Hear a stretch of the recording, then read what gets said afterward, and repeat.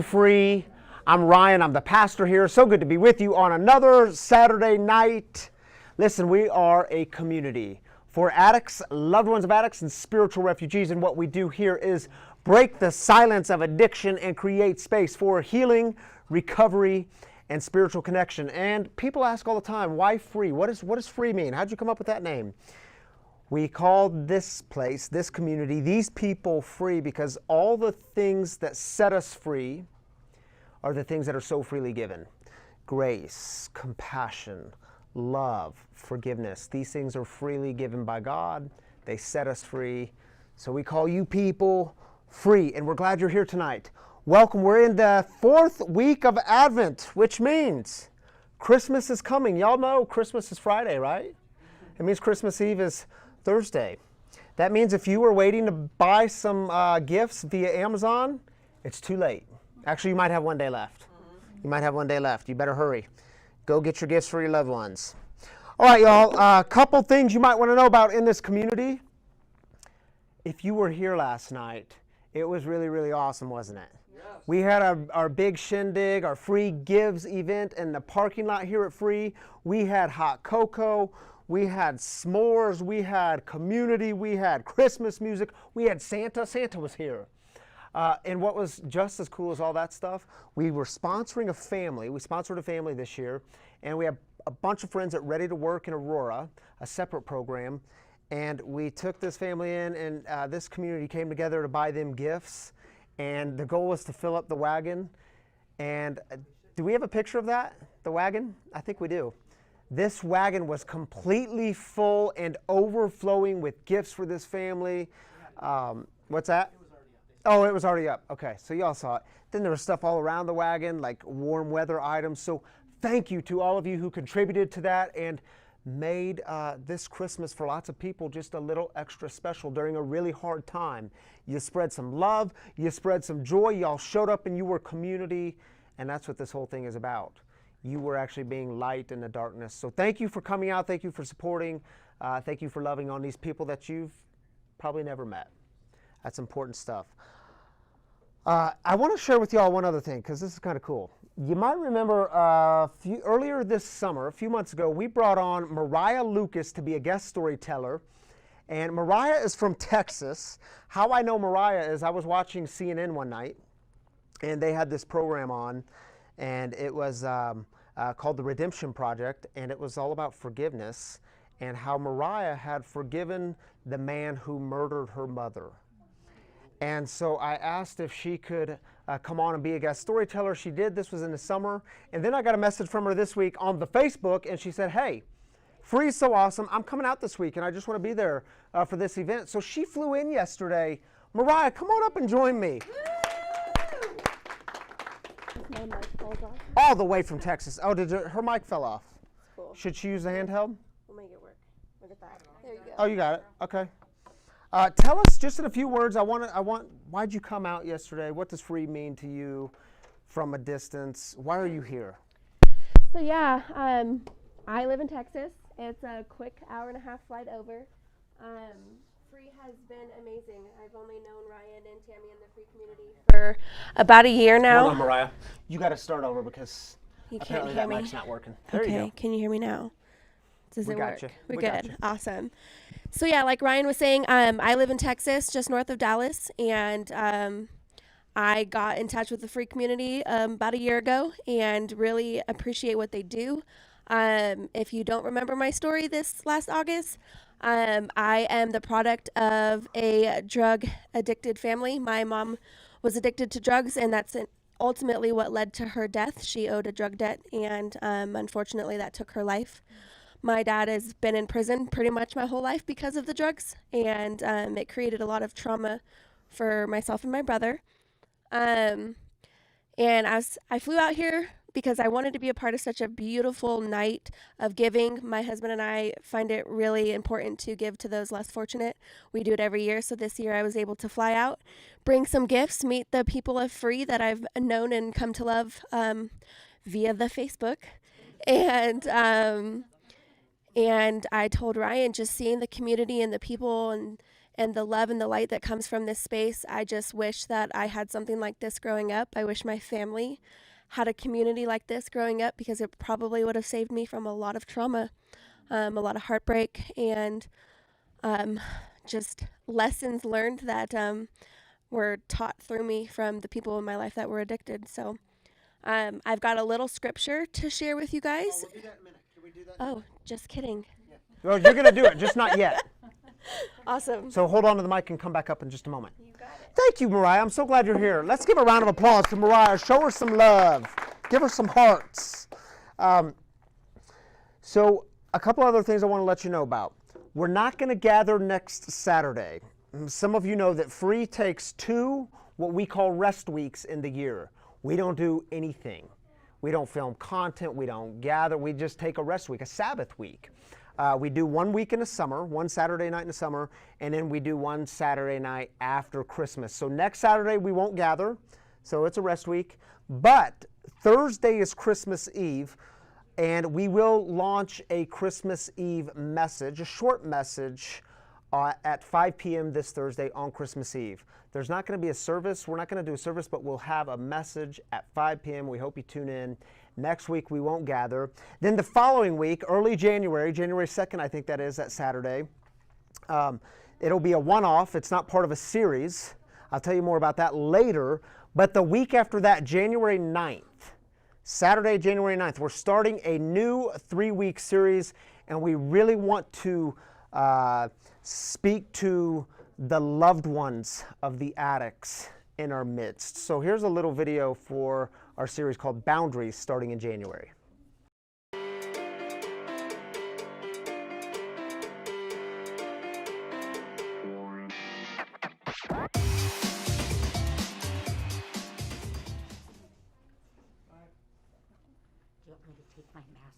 Sure, if you want to read.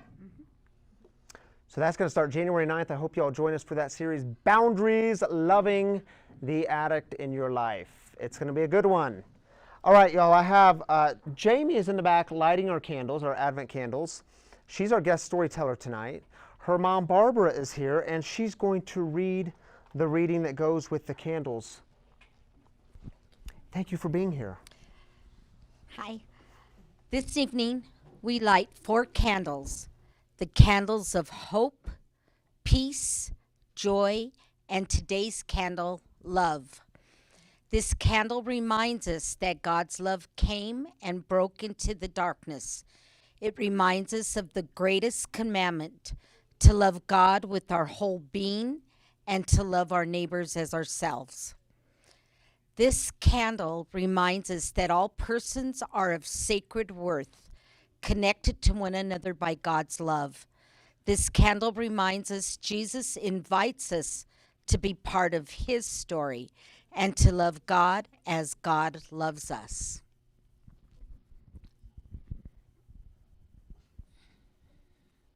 Thank you all. Thank you, Barbara. Jamie. Y'all are going to hear more from Jamie in just a moment. She's going to share some of her story with us. And the way we kick things off in this community, if you're new with us, the way we begin here is with celebrations. We celebrate the good things in our midst. We celebrate new life, joy, sobriety anniversaries, or maybe it's new jobs being had, new babies being born, new relationships, whatever it is good. We start with celebrations. We don't ignore the hard stuff, but we save it for the end. We wait till later to do that. We start with joy and celebrating. So take 2 minutes and get real. Share your joy with other people in this community. Put it in the comments either on YouTube or Facebook. If you're here live, you can also share with us in just a moment. So take 2 minutes, put them in the comments, share, let people in, let the community celebrate with you. And we believe God is celebrating with us and clapping with us at the good news. So share it. Take 2.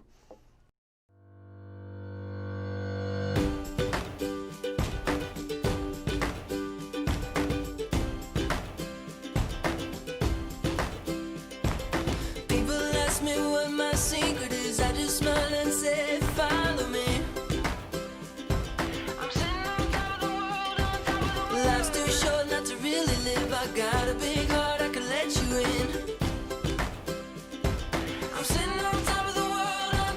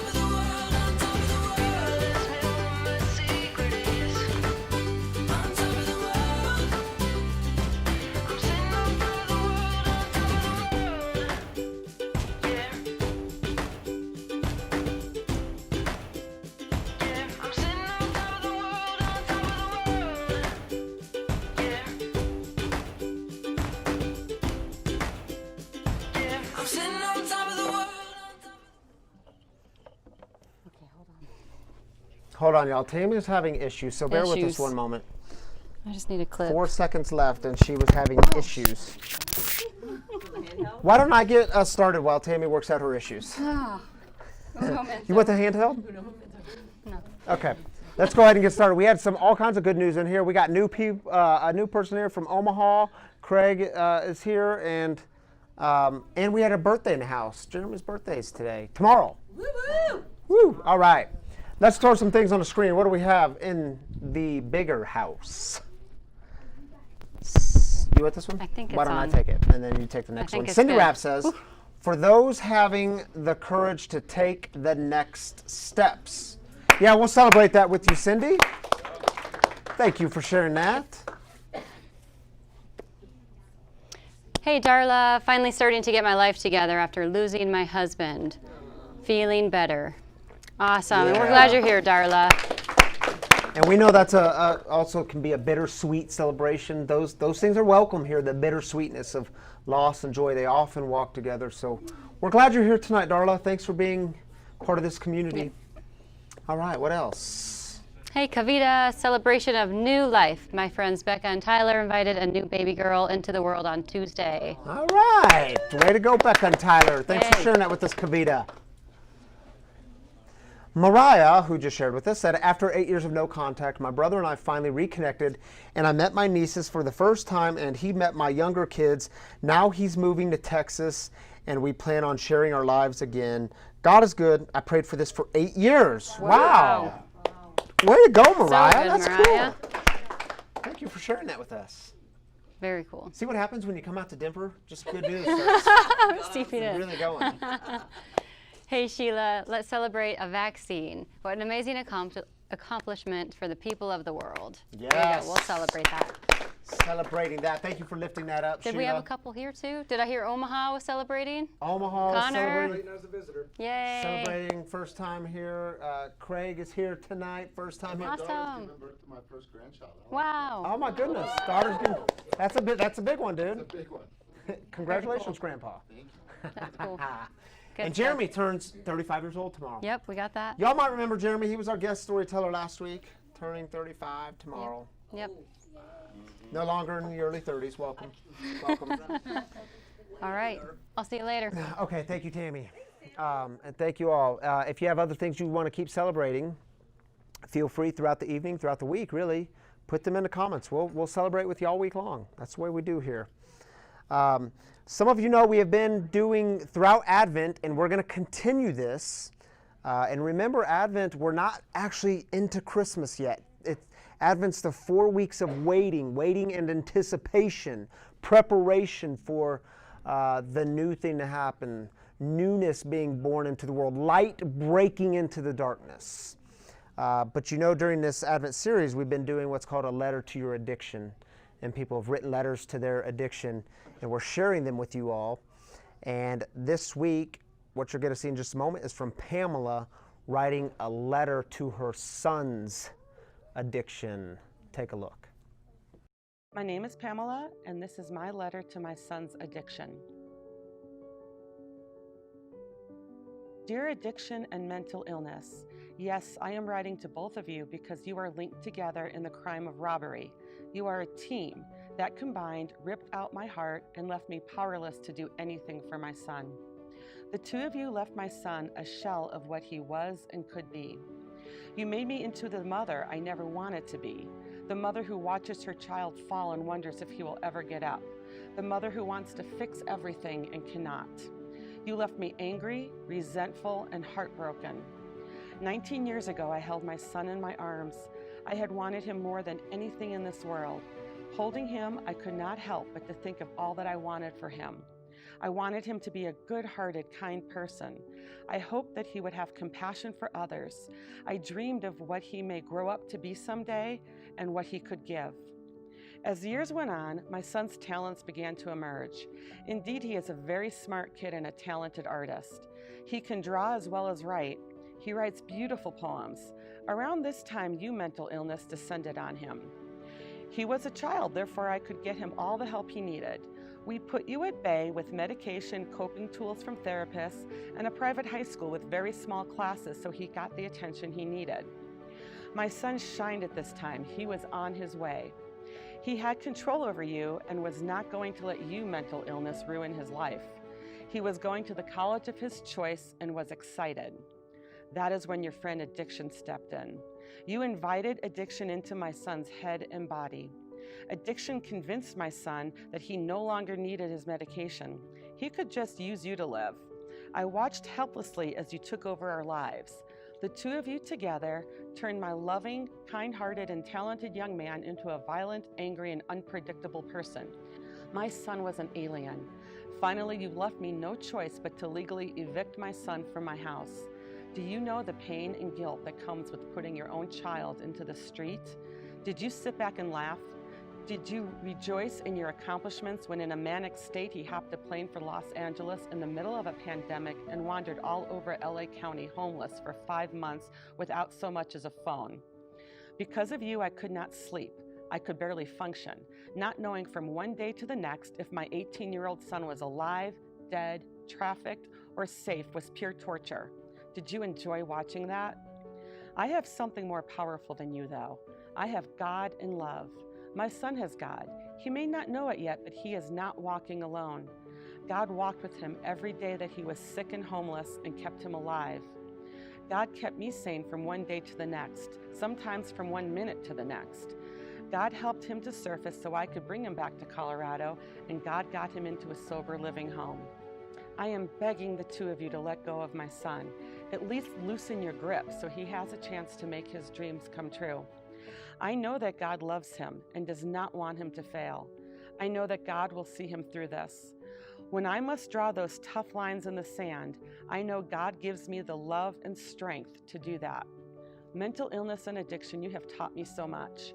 I have learned how to set tough boundaries because of you. I think in many ways I'm a better person because of you. I am a stronger, more compassionate person. I trust God because of you.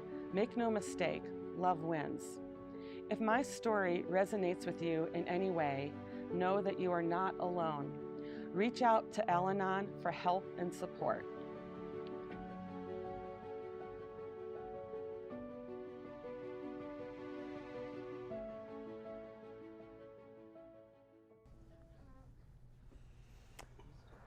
Thank you, Pamela, for sharing that with this community. I invited Mariah to come back up and read, but and she's going to read, but you said, this is getting me emotional. Well, you say it. I think your friend's dealing with this. Yeah, Pamela, thank you so much for sharing your story and that letter. My best friend, who I've known since I was 10, is walking through the same addiction. She lost her child, who's now being raised by her grandmother, but she is homeless on the streets of Vegas, and every day we wonder whether or not we're going to find out that we lost her to the addiction. So I appreciate your story and sharing that with us, and we walk with you and we lift you up in this time. So Mariah's going to read the Christmas story from Luke's Gospel. Take it away. Yes, so this is Luke 2, 1 through 7.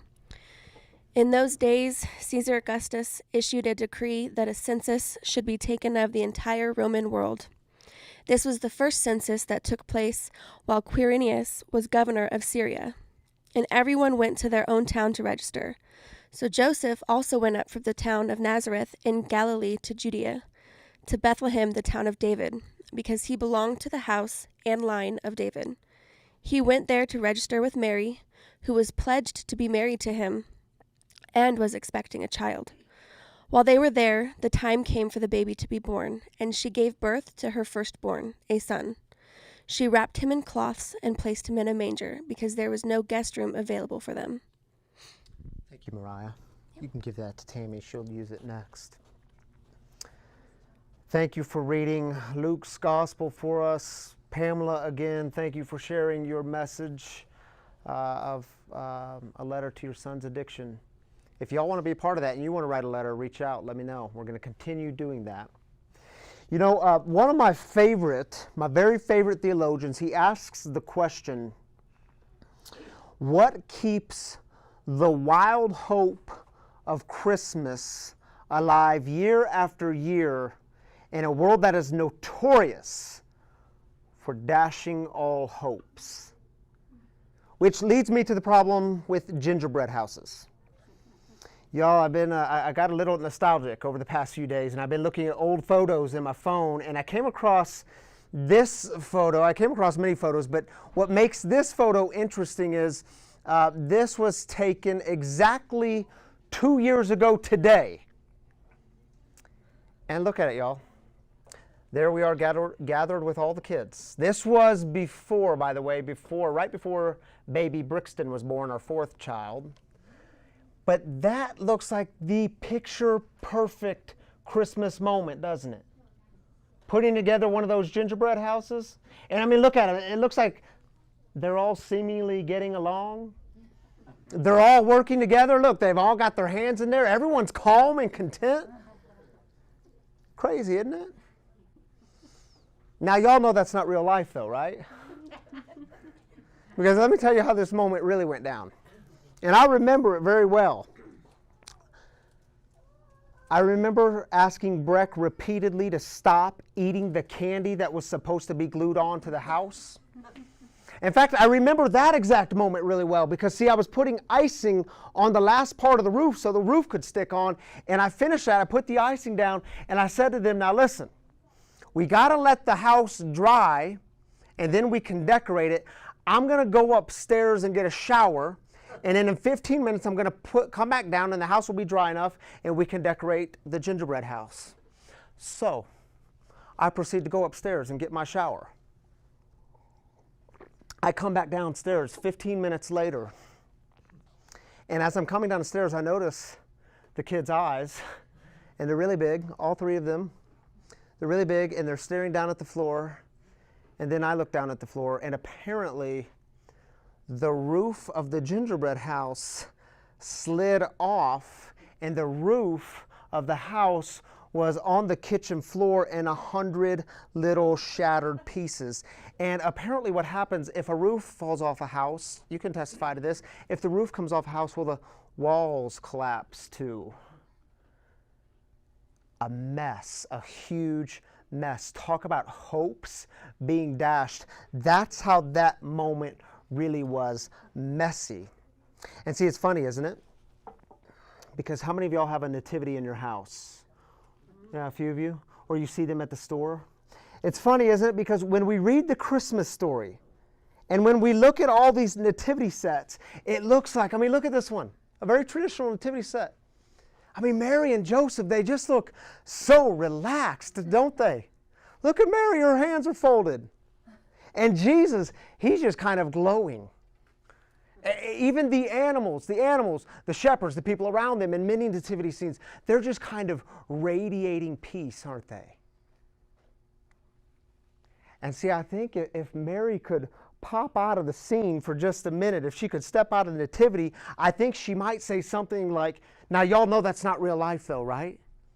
I mean, you know that's not how it really went down. Let me tell you how the story really went down.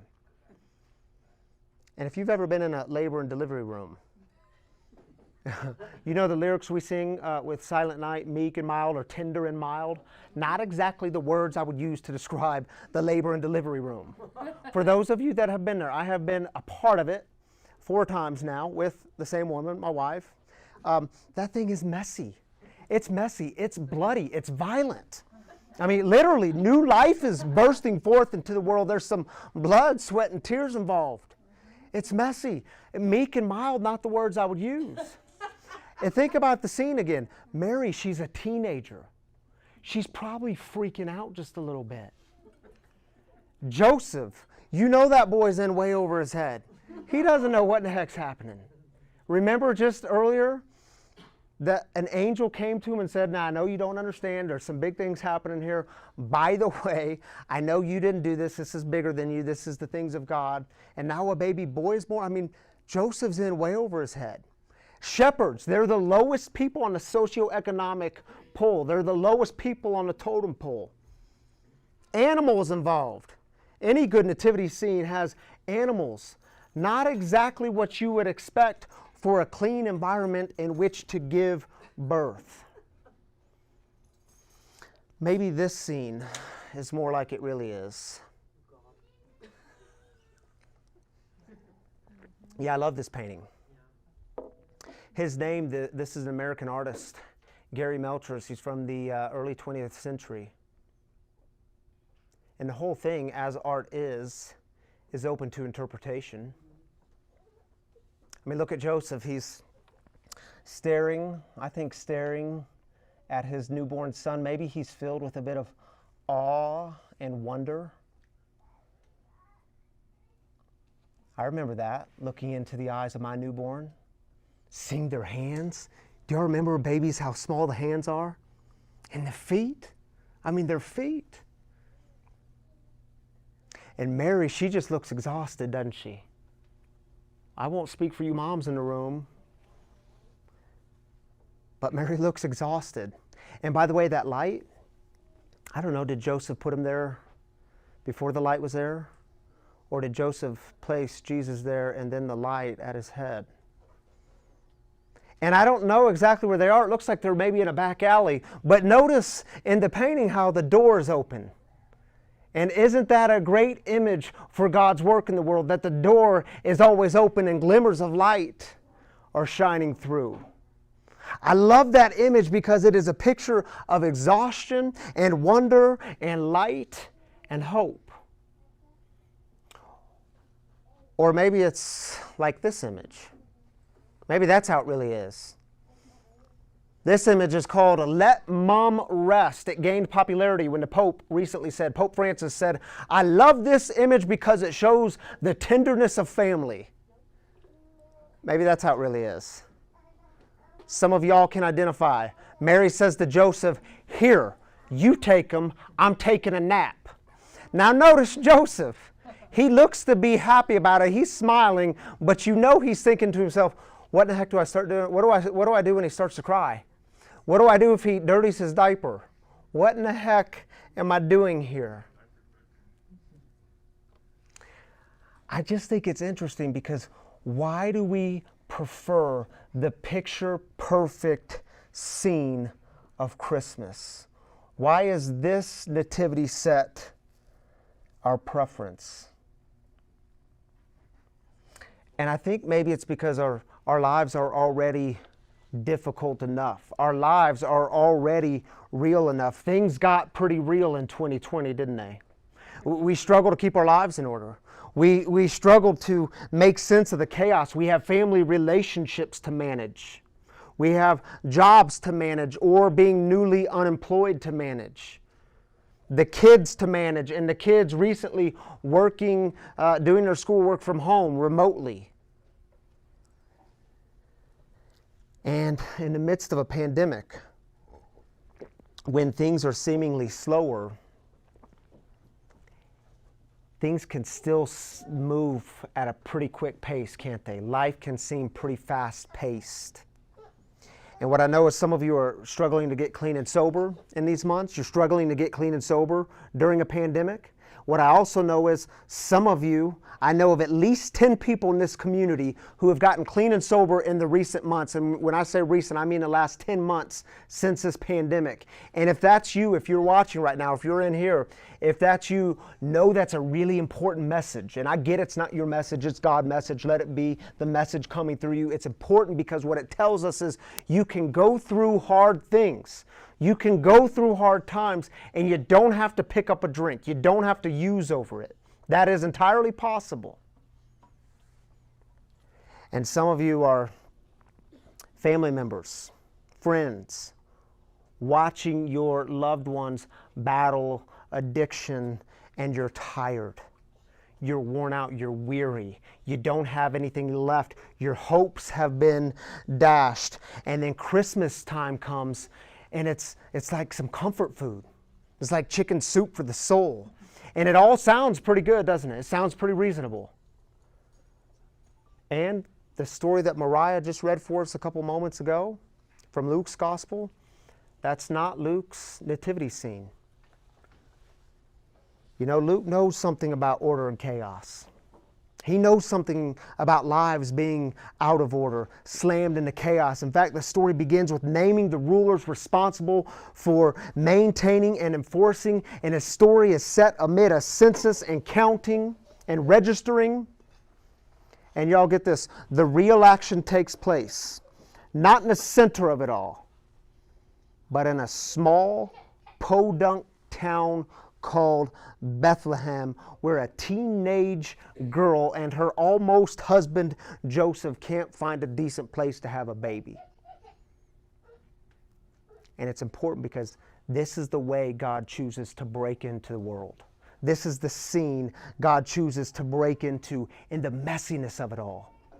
Into the mess. And it's like God is whispering to us, look, these lives that you've worked so carefully to create, this world that you work so hard to manage, it's all sacred and beautiful, and it can all be very fragile and vulnerable. Like life can sometimes be like that gingerbread house. You work so hard to create it and manage it, and yet the whole thing is so fragile and vulnerable, because life can include some uncertainty and pain and heartache and disappointment and regret, and at some point along the way, your hopes are going to get dashed. Your hopes will be dashed. And yet God keeps breaking into the darkness. God keeps breaking into this world, your darkness, my darkness, their darkness, our darkness. In fact, we saw that happen last night, didn't we? If you were out here in the parking lot. By the way, when was the event? At night.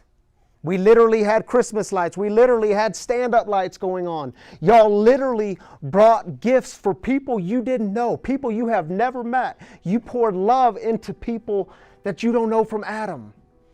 Why? Because part of you believes that light still shines in the darkness even when you can't see it. Even when you can't experience it, you still believe in it, you still do something with it. What keeps the wild hope of Christmas alive year after year in a world notorious for dashing all hopes? Is it because we gather knowing, or at least hoping and longing, that God isn't distant, God isn't somewhere up there removed from humanity, but that God is right here with us, that God is joining the mess with us, that somehow, some way, light is breaking through the darkness again this year? Amen. And guess what?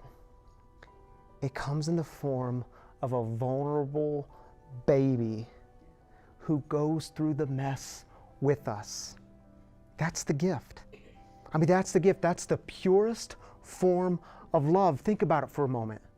Think about all the people in your life who walked through the mess with you, who stood beside you, and they said things to you like, no matter what you're going through, no matter how many tears, no matter your grief, no matter how hard it is, no matter how long it is, I'm still going to walk with you.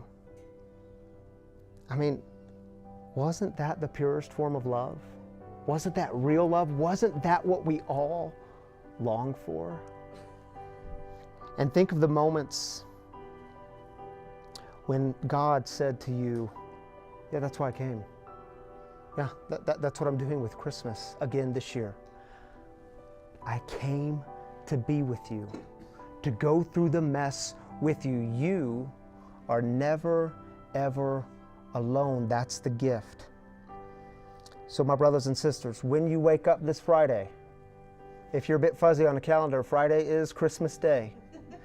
When you wake up Friday, may you be reminded that light is breaking into the darkness again this year.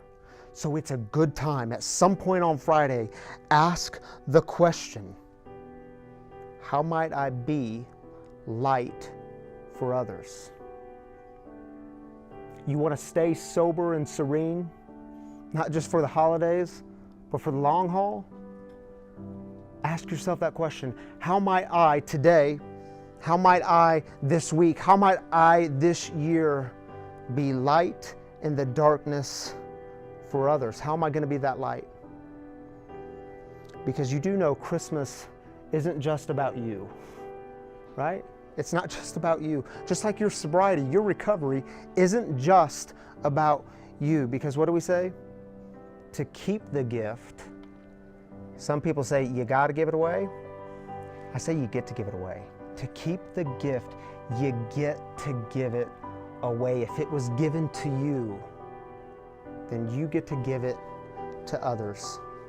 And remember, when life feels really broken, when life feels really messy, when it feels like your gingerbread house has just fallen to the floor and it is in 100 little pieces, shattered, well, remember, as the great musician Leonard Cohen sang, there's a crack. There's a crack in everything. It's how the light gets in. So my brothers and sisters, I want you to take just a moment and reflect. As we do, give us your comments in the comments. Give us your thoughts. Where have you experienced acts of love this week? Because it's not just something up there somewhere else. Where have you experienced it in your life this week? And where have you seen light breaking into the darkness? And let me say this too. You'll see it on the screen in just a moment. But if you are barely hanging on, if you are in this community and you're watching right now and you're just like, man, I'm barely here right now, but I'm here. I want you to take a next step and reach out to someone. I want you to send us a private message. If you are sick and tired of being sick and tired, send us a private message and someone will contact you tonight. You got to give us your phone number. Someone will call you tonight. We're not going to wait till tomorrow. We're not going to wait till next week. Someone will call you, but you have to do the first part of reaching out. So take a moment and reflect, and if that was you that I just described, send us a private message during this 60 seconds, and we'll be right back.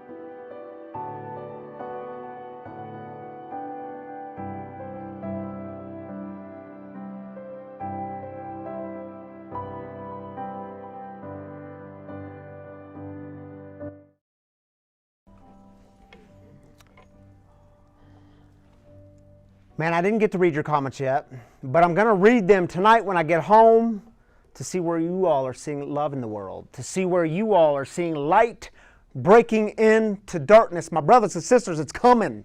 Christmas Eve is just in, what is today? Saturday, Sunday, Monday, Tuesday, Wednesday, Thursday. Yeah, I still use my fingers. So do you, don't lie.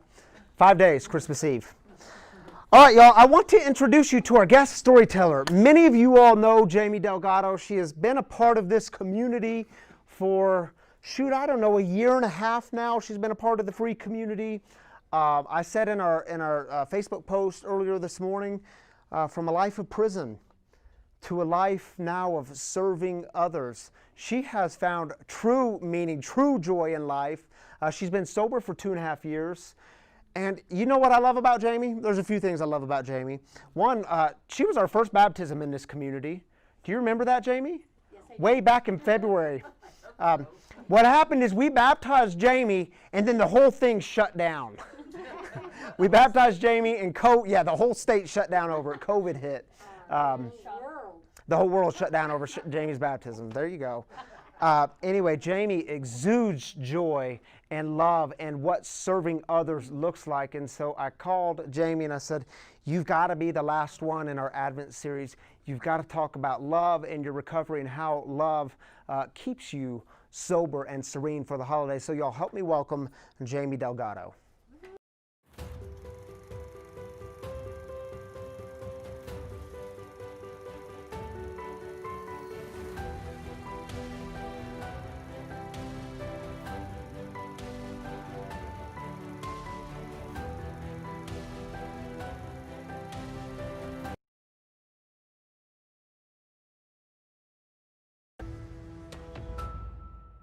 Yes, ma'am.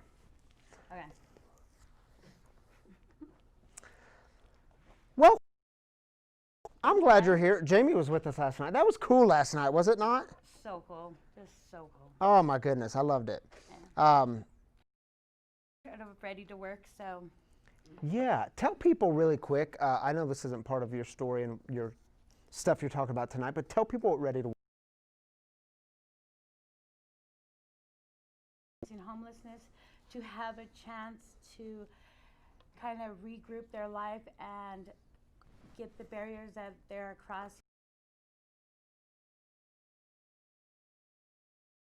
into the community.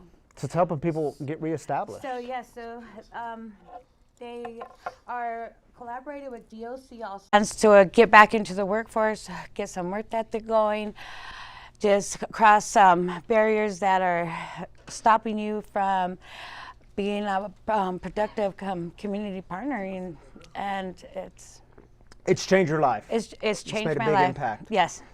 Well, I'm even better that you're part of Ready to Work, and we got to be part of that last night. And so thank you for being part of that, and thank you for being here tonight. So, Jamie, I would love for you to just talk about, you've been sober for 2.5 years, as I said. You've been part of this community for 1.5 years. You've also let this community in on your mess. I mean, things have been, it's not, I think sometimes we think we get clean and sober, and then life is just perfect. We don't deal with hard things anymore. Not the way it is it? Where have you experienced God in the mess of it all? Where I've experienced God in the mess of this year? Yeah, recently. Recently? And I'm thinking, like we talked about with Jat, with your stepson, Stefan was shot not too long ago. It's still in the hospital. Still in the hospital. We took a couple big hits this year. My stepson, Stefan Garcia, was shot August 29th 4 times in the chest by two guys that are only 18 and 19 years old. And he's survived. He survived the accident. During that time of his shooting, though, our family, you really don't know how to kind of grasp the whole situation. So I had cousins that wanted to retaliate. I had friends that wanted to go back into the street and find these families. And everybody I wanted to drink. I wanted to use. How do we grasp this? Is he going to live? And it's just holding the kids, his brothers and sisters together, and it was just heartbreaking. And all you can do is really pray at that point and hope that God makes some kind of good out of it. And I'll tell you what, though, Stefan survived. We didn't think he was going to speak. When Stefan was able to speak, this is where I knew God was in the midst of it. His father asked him, Steph, did the cops come and make a report? And he's like, I forgave them, Dad. I forgave them. Wow. And right then you knew God is in control of this. God is, and that he has a grip of this. And I think sometimes it's easy to say when we look around at the world and say, man, this world is a cold, hard, dark place. Yes. And sometimes we have reasons to believe that, don't we? Oh, yes. And yet we still see love shining through sometimes. We still see glimmers of that light breaking into darkness. We still see very real acts of love win. Like saying, Dad, I forgave him. Yes, I don't want to do anything. I'm okay. Yeah. He was just blessed to be alive, to speak to. Yeah. And Jamie, I know you work with, and you can tell people where you work, but tell people what you do. I mean, you work with the poorest, the suffering in our midst, the marginalized, those who have been pushed out. Those are the people you work with, and I wrote it down when you said it. I put it in my iPad when we were talking. You said, every day when I go to work, I see darkness and despair, and I get to show up in love and actually be part of the healing. And I thought, man, talk about preach it, girl. I mean, that's it. you get to do that. Talk to people about the work you're doing. So after spending 35 years of abusing myself with alcohol and drugs, when I got sober, I got connected, and I just had to figure out a way to stay sober. I wanted it so bad, and God was just working on my heart, and I got into those experiencing homelessness through a couple of nonprofits. And it's funny because I know nothing about computers. I'm totally computer illiterate. And God just puts you in places where you're needed. And when I got out of RTW, I was asked to work for, it's called Reciprocity Collective. It's a very small nonprofit, and we don't have a home-based office. All we do is go out into the community where we're needed.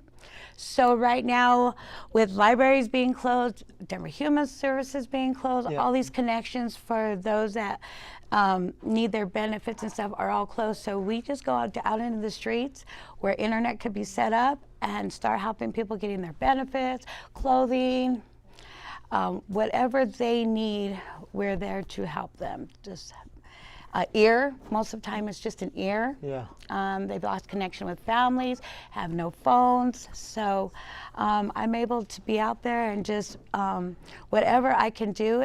It doesn't stop at 5 o'clock. I've given my number out to the community, so I get phone calls all night long. You open yourself up to serving others, and let others contact you. Yes. Yes. And it's with God being in front of me, He's able to I'm able to provide for my family doing it. Tell us, because you're part of giving that new life to others and being part of giving the gift away. What was the moment, and I think you talk about this at your baptism, you stepped out of prison with a record, with a past, bit of a checkered past, might we say. What was the moment when you realized this is new life for me? I knew that.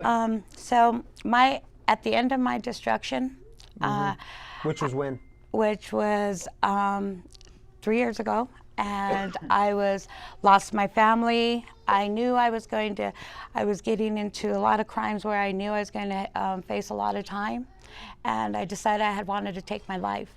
And I convinced a friend to inject me with some poison. It didn't work, and when the cops found me, I was in Creek, and at that moment, in a dark cell, in a dark place, I asked God, I'm done. I'm yours. And at that moment is where I realized that you've been given a gift. I've been given a gift. He said, all right, you're ready for this. Talk about love. I did not know that story, Jamie. I don't think you shared that with us last time. My goodness.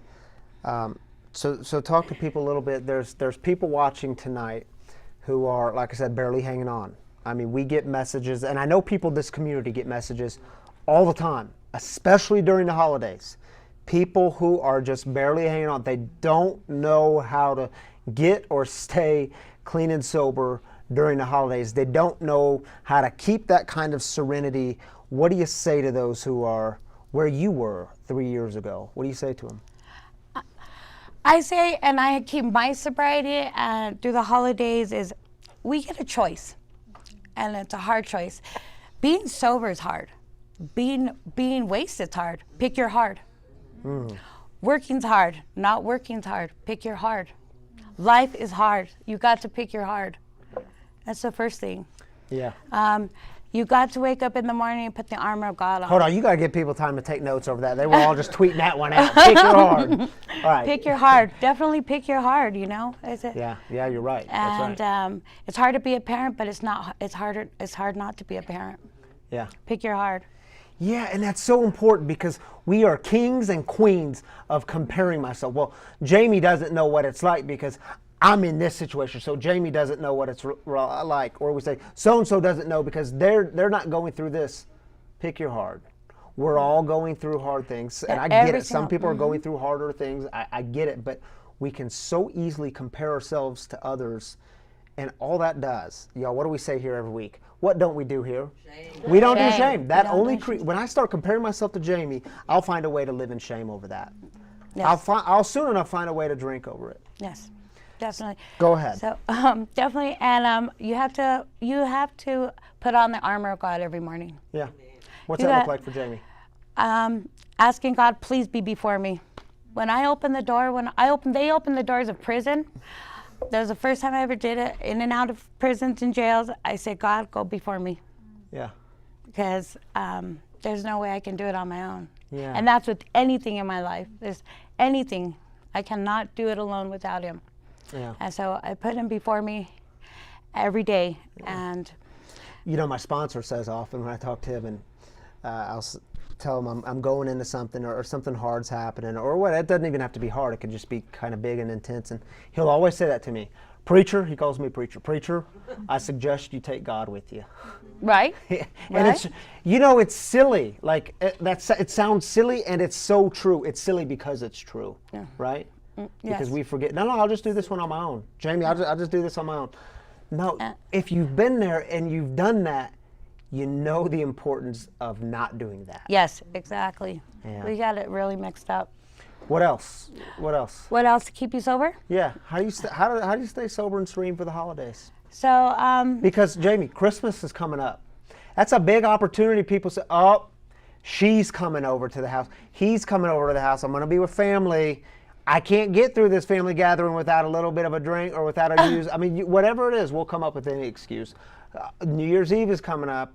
How am I going to be sober New Year's Eve? Well, first, I'm still not welcome at a lot of families' houses. whether either they're scared of me from my old self, or also they want to keep a lot of things out of my sight. Yeah, yeah. But I keep serving. I serve at those times that I want to be in myself. I go out there and serve. I find something that I don't have to be in myself. And I stay connected. You have to stay connected. If you are not working on your sobriety, you are working on your relapse. That's right. Period. That's right. Period. If you are not doing something to stay sober, you are working on your relapse. And so. So good.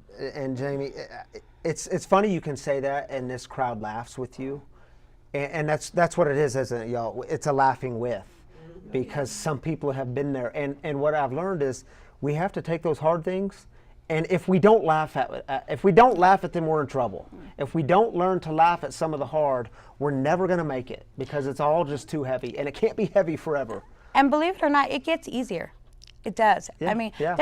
there's times I can say I just want a margarita. Mm-hmm. But you know what? It gets easier, and you find yourself less and less speaking that's what I want. Yeah. You know, you really do, and you just have to keep up with your sobriety, what you're doing, your program. I had a friend who was he was quitting smoking, and he would always say, "Oh my gosh, I want a cigarette." And I said to him one day, I was like, "Dude, why do you keep saying it? When you say it, you're just going to want one more. You keep thinking about it." And he said, No. When I say it, that's what relieves the tension of it. So it's getting honest with it, saying it, and naming it, then going on. Sometimes it's healthy to say, this is what I want, and this is what I'm going to do. How do we stay out of our head? You nailed it. We go serve other people. We find a way to get out of our heads and into someone else's heart. And I like to say about serving also is that when you're donating and you're giving, to really be considerate of it. Say more. People have a bunch of clothes in their closet and say, I don't need to use this. If you don't need to use it, be mindful of what you're giving. Like, can this person, these people that are experiencing homelessness, can they use this? Yeah. They don't need a skirt. They don't need your old nylons. I don't have any nylons. They don't need high heels. They're on the street. Yeah. You know. Yeah. So really be considerate what you're donating to these nonprofits and stuff. Which is what I was going to ask you to end with, is how can we be light in the darkness? And you said something so important. One, be considerate of what we're doing. Actually think through it. But you also told me the other day, and I wrote it down too, you said not everyone wants a handout.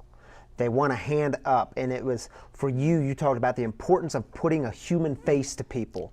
not walking past people and acting as if we don't see them, but putting a human face to every person you encounter, because every person you encounter is a divine encounter, and you actually do that. Yeah. I'm realizing more and more being out in the community that there is a root of all these problems of poverty, of homelessness. There's a root of it. And we all have a social responsibility to be a part of the solution.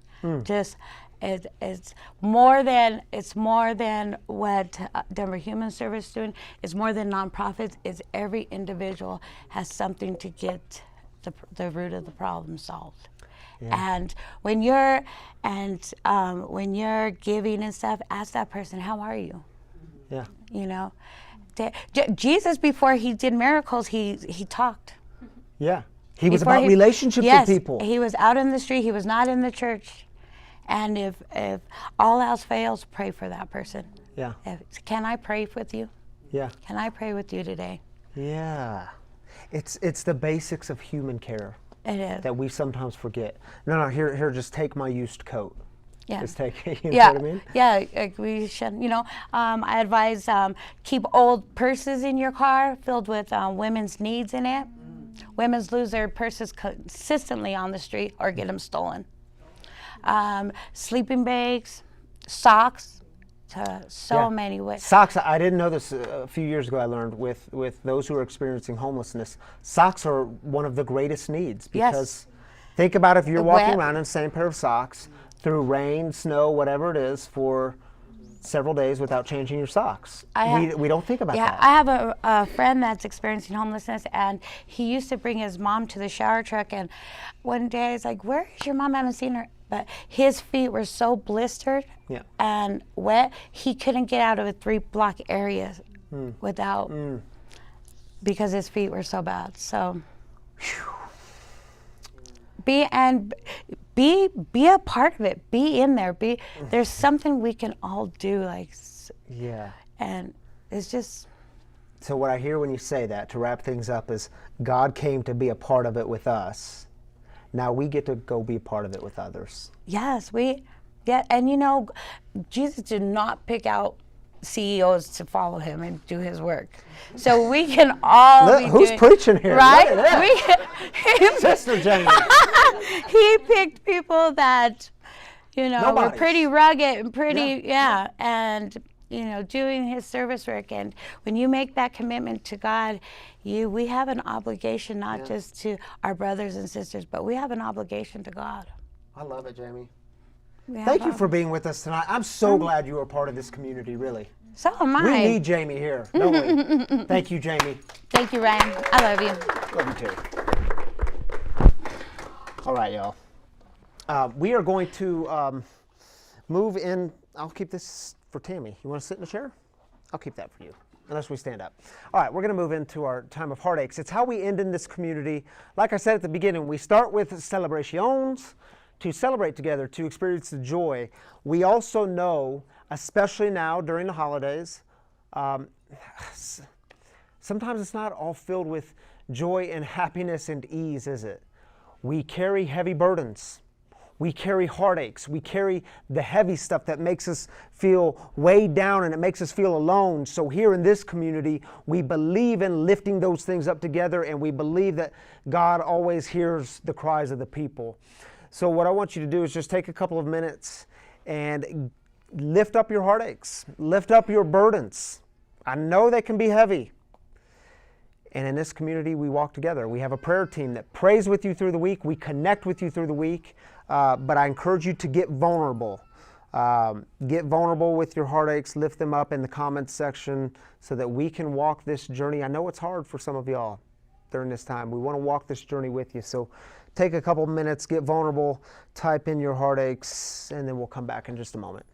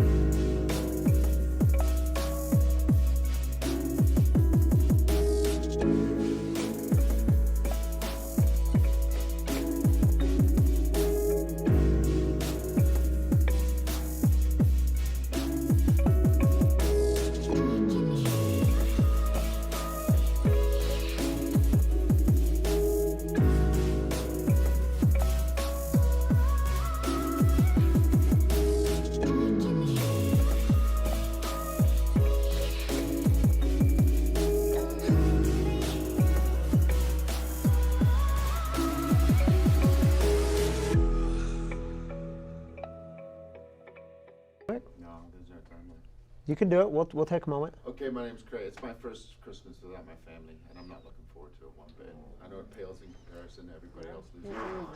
Yeah, yeah. I mean, yes, no. Thanks for sharing that, Craig. Prayers for you, brother. I just want to mention that before we take some of our online viewers. Just sitting here in the last 2 minutes, it's important for you all to know 4 deaths to this ugly disease and addiction this week. This week. And my brother Craig just shared with me, it's going to be his first Christmas without his family. So y'all, when we do these heartaches, this isn't just some kind of glib time of, well, this is what we do as a community, this is what we're used to. No, we do it because y'all are carrying heavy stuff.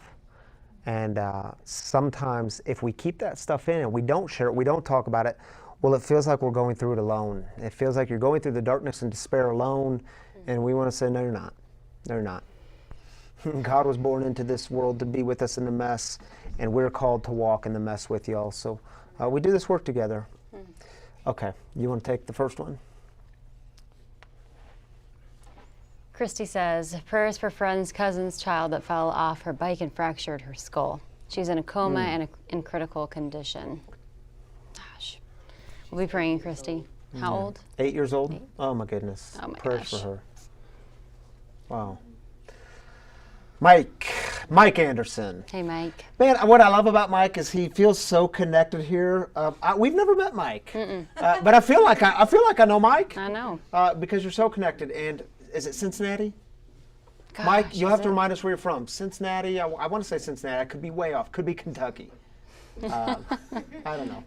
Mike says, please pray for my mom who fell and broke her ankle and has surgery on Thursday. Prayers for your mom, Mike. Thanks for lifting her up. We're going to pray for your mom. From Cindy, prayers for all who struggle with addiction. There is hope and love. Yes, absolutely. Thank you for lifting them up. Okay, well, if y'all have more heartaches, you can put them in the comments. The same as you do with the celebrations. We just because we end this time together doesn't mean you all have to end doing your thing. You can. We'll lift you up all week long. So keep giving us the celebrations. Keep giving us the heartaches. We do all of this work together. Speaking of doing this work together, have I told you all about the wagon? My goodness, let me tell you about the wagon.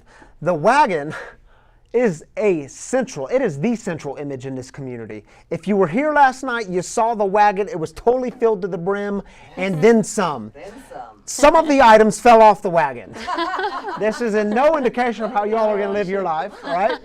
Some items fell off the wagon. It was completely overflowing, but y'all, if you want to know more about the wagon, you could read about it on the website. But the wagon is the central image of this community because it represents, wow, I was waiting for that table to be a lot higher. It represents us being in the work together. And if you do fall off the wagon, because we know that it happens, we don't do shame. That's why we say it every single week here. We do not do shame. We don't kick the wounded. We believe in love. We believe in lifting one another back on. We believe in walking together. We do not do shame because, I don't know about y'all, God didn't do shame on me. I mean, God doesn't do shame because shame doesn't work. Shame never, it's effective short-term stuff. It never transforms the interior, so we don't do it here. The wagon's a central image. Now, in the back, here at Free, there's a donation box that sits on the wagon. And truly, we say this every week too, it's your generous giving that keeps the mission and message going. It's how we keep the doors open. It's how we keep the mission moving forward. So we encourage generous giving here, especially if you call this community your home. And I just want to remind you, there's 3 ways to give here. And I'll keep it really short. The first way is you can just jump on the website, freespiritualcommunity.com. You can click on the give button. Or, I'm sorry, you can go to the app. Download the app, it's free. The Free Spiritual Community app, and you can give there, or you can give on the website, freespiritualcommunity.com/give. Or y'all, text the number on your screen. You can text Be the Wagon. And it keeps the mission thriving to break the silence of addiction and create space for healing, recovery, and spiritual connection for who? Addicts, loved ones of addicts, and spiritual refugees. We do it together, and we are so grateful for your giving. No giving is too small. No giving is too big. We welcome all of it, so thank you all for being a part of that. Let's go out with a prayer, shall we? Let's go out with the Lord's Prayer. If you don't know the Lord's Prayer, it's on your screen, but I want to invite you to take a moment, and if you're at home or in your living room or in the kitchen or in the bathroom, wherever you are with your free circle, just take a moment and quiet yourself. If you're here in person, take a moment and quiet yourself. Palms up. It's a sign of openness. And let's pray this together. Our Father, who art in heaven, hallowed be thy name. Thy kingdom come, thy will be done, on earth as it is in heaven. Give us this day our daily bread, and forgive us our trespasses, as we forgive those who trespass against us. And lead us not into temptation, but deliver us from evil. For thine is the kingdom, and the power, and the glory forever. Amen. My brothers and sisters, this week, may you experience God's love that is always around you. May you experience on Friday morning light breaking into the darkness, God busting into our world with all kinds of hope, joy, peace, and love. And I hope you join us at 5 p.m. Christmas Eve for a little reflection on Christmas. Until then, my brothers and sisters, grace and peace. We'll see you next time.